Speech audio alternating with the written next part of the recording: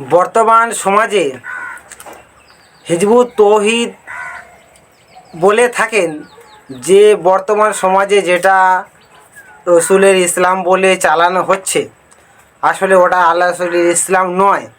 তার কারণ আল্লাহ রসুল আরব জাতিকে ঐক্যবদ্ধ করে এক পাতা কাগজের মতো ঐক্যবদ্ধ করে মানব জাতিকে এক নীতির ওপরে রেখে গেলেন।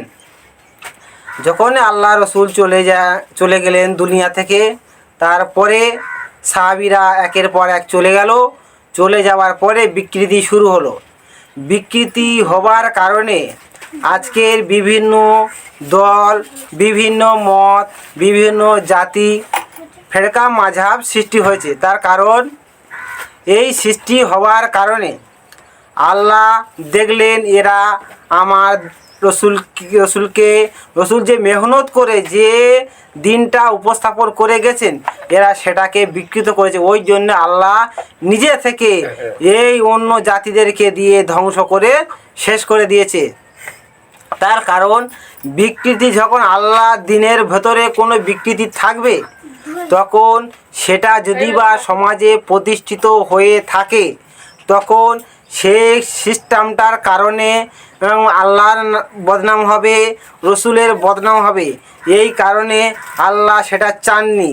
তার কারণে সেই ইসলামটা আল্লাহ পাক অন্য জাতিদেরকে দিয়ে ধ্বংস করে দিয়েছে।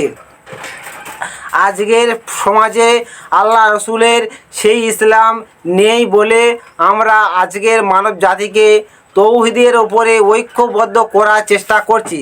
কারণ আমরা ঐক্যবদ্ধ করার চেষ্টা করছি এই কারণে, যাতে তারা এই অঙ্গীকারটা করে যে তারা আল্লাহর হুকুম মানবে। বলে এই অঙ্গীকারটা যারা করবে তাদেরকে নিয়ে আমরা তৌহিদে ঐক্যবদ্ধ করছি।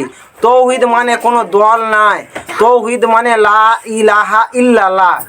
এই লা ইলাহা ইল্লাল্লাহ ডাক একমাত্র পৃথিবীর জমিনে সর্বপ্রথম আবির্ভাব ঘটেছিল ইমামুজ্জামান। এই লা ইলাহা ইল্লাল্লাহর উদ্দেশ্য, এর যে মাহাত্ম্য, এর যে গুরুত্ব, তিনি এবং আল্লাহ পাক তাকে বুঝিয়েছেন।